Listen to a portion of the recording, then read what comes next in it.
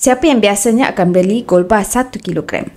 Jongkok emas yang besar banyak kegunaannya, terutamanya bagi ahli perniagaan untuk membekukan modal dan keuntungan perniagaan supaya wang tersebut tidak digunakan untuk kegunaan operasi syarikat dan juga sesuai untuk dijadikan pelaburan atas sebab harga per gramnya yang lebih murah dengan spread value yang lebih rendah. Harganya hari ini adalah sekitar RM400,000 berbanding dengan harga pada 10 bulan yang lepas, iaitu Januari 2024 harganya hanya sekitar RM325,000 sahaja. Keuntungan bersih selepas tolakan spread 14.4% dalam masa 10 bulan sahaja. Dan setiap belian gold bar 1 kilogram, Public Gold akan memberikan hadiah gold bar 5 gram yang bernilai sekitar RM2,000. Bukan itu sahaja, emas juga merupakan kapal penyelamat yang mana ia adalah insurans yang melindungi kekayaan.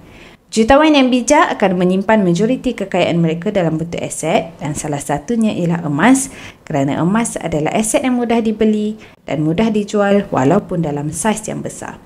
Bagi yang risaukan keselamatan emas-emas ini, tuan-puan ada pilihan untuk simpan di safe deposit box. Public Gold ada menyediakan perkhidmatan safe deposit box dengan pelindung insurans yang terletak di Menara Public Gold, Jalan Tun Razak, Kuala Lumpur dan di Public Safe Bayan Lepas Pulau Pinang dengan harga yang sangat berpatutan. Kaedah belian dan jualan Public Gold adalah mudah dan telus. Jadi untuk bermula, tuan-puan boleh rujuk pin video saya untuk langkah mudah daftar akaun emas dan nanti saya akan bantu tuan-puan cara terbaik menabung emas di Public Gold sesuai dengan bajet tuan-puan.